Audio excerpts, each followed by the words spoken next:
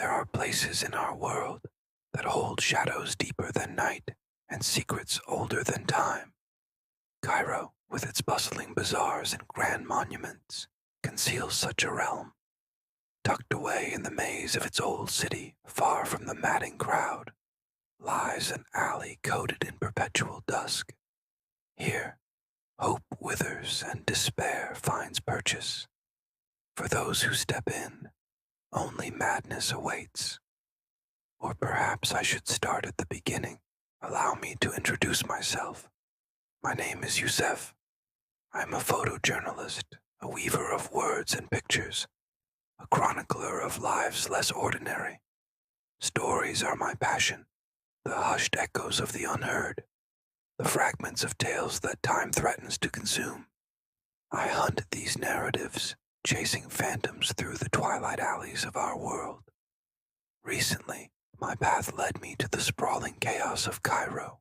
It was here, amidst the intoxicating jumble of sights, sounds, and stories, that I caught wind of an eerie tale.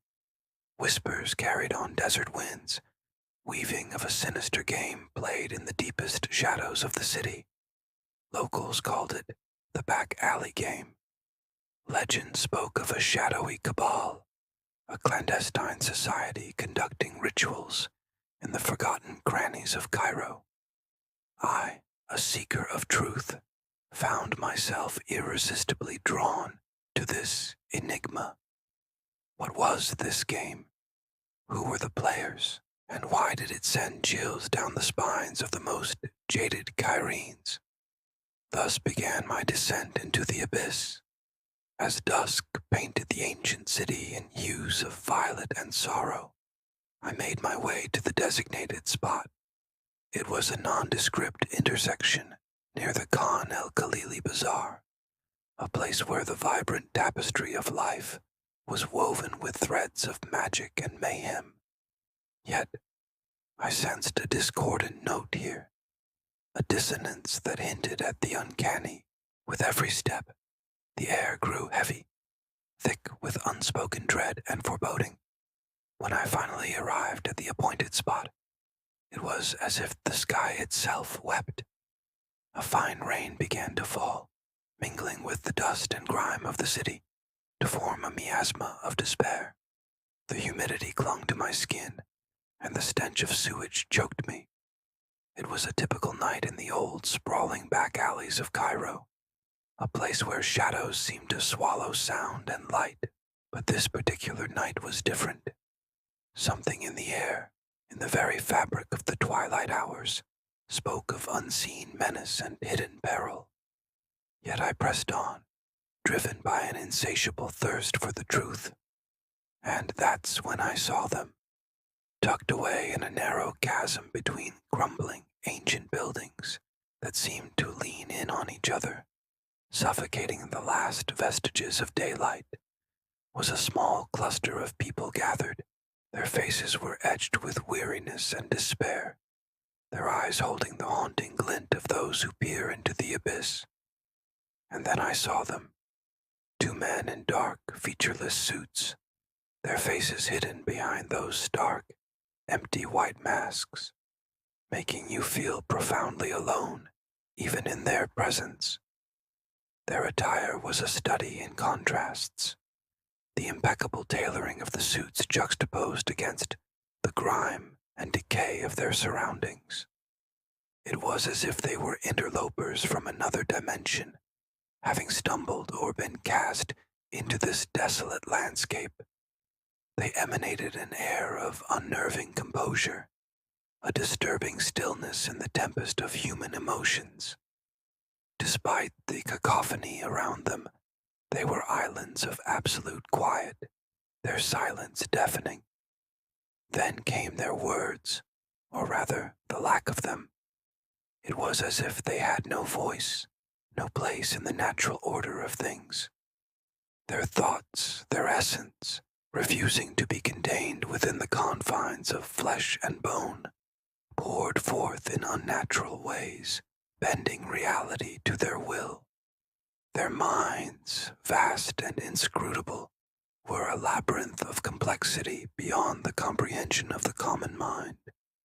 And it was this very mystery, this alienness, that stirred the most profound fears within me. For what are we not most afraid of? The unknown, the things that lie outside the comforting bounds of our understanding.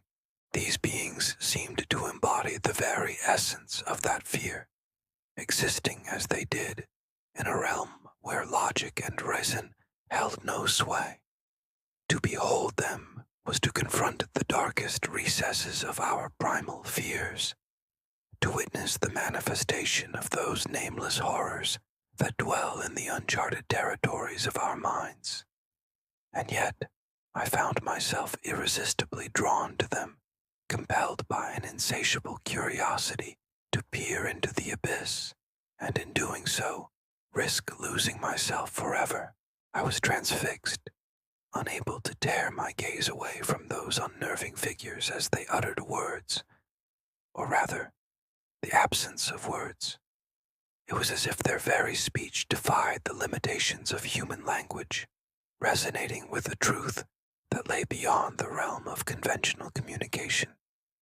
They spoke not in syllables and tones, but in a symphony of emotions, thoughts, and sensations that bypassed the barriers of our senses, reaching directly into the core of my being. Their words, devoid of sound, echoed through the chambers of my soul, awakening long dormant memories and stirring emotions I had buried deep within myself. Each pause, each pregnant silence, was laden with meaning, telling a story that transcended the boundaries of time and space. And then, the impossible occurred. The man in the featureless white mask turned his head, his unwavering gaze boring into mine. Time seemed to stop. The alley, once a claustrophobic prison of shadows and despair, transformed into a stage set for a cosmic drama. And I, the unwitting audience, found myself trapped in the headlights of an otherworldly spectacle.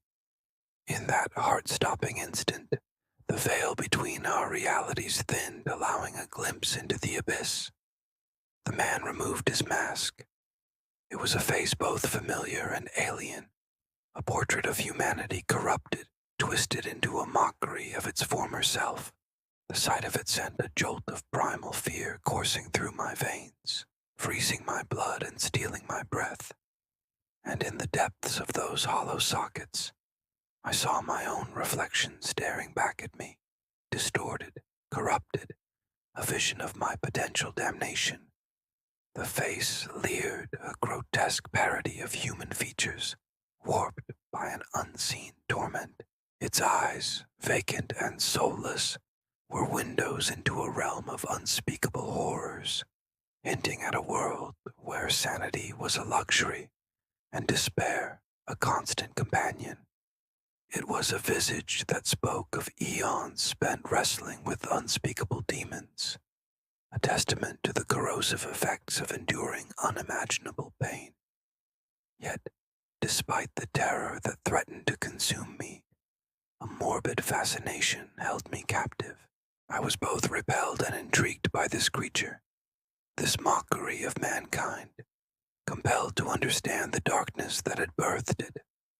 And as the seconds ticked by, each one an eternity, I realized I wasn't witnessing a mere glimpse into madness, but a plunge into the heart of it. And as I grappled with the echoes of that harrowing revelation, a terrifying realization dawned upon me. This wasn't a mere game. This was a descent into madness, a tantalizing glimpse into the abyss that lay dormant within us all. I had stumbled upon something sinister, something that threatened to unravel the very fabric of my sanity. The whispers of the back alley game were not mere folklore. They were a chilling prophecy of what awaited me in the labyrinthine heart of Cairo. And as I stood there,